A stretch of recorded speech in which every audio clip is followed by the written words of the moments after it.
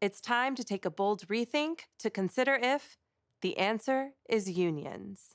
If you ask Americans today whether they approve of unions, an all time high of 71% will say that they do. But at the same time, actual union membership has literally dropped to 6%, its lowest point in history. How can that be?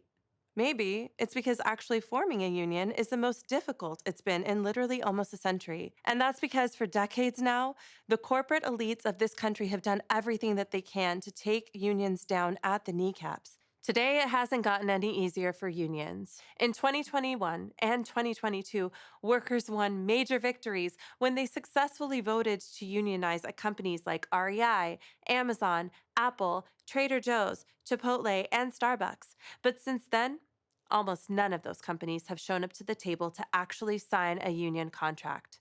Why?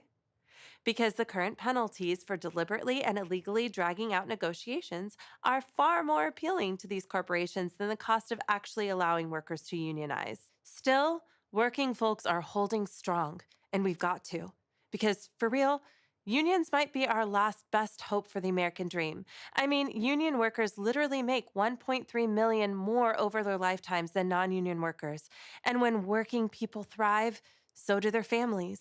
They get to buy homes, their kids get to go to college, and their entire communities are lifted up. But unions are about more than money. They're about keeping political power in the hands of working Americans, otherwise known as democracy. I mean, unlike Jeff Bezos or Elon Musk, most of us can't afford to hire a lobbyist to represent our interests in DC, but our unions can. It matters who makes the rules, because ultimately, we're the ones that have to play by them. So protect our unions, fight for our unions, and vote for candidates and parties who support them.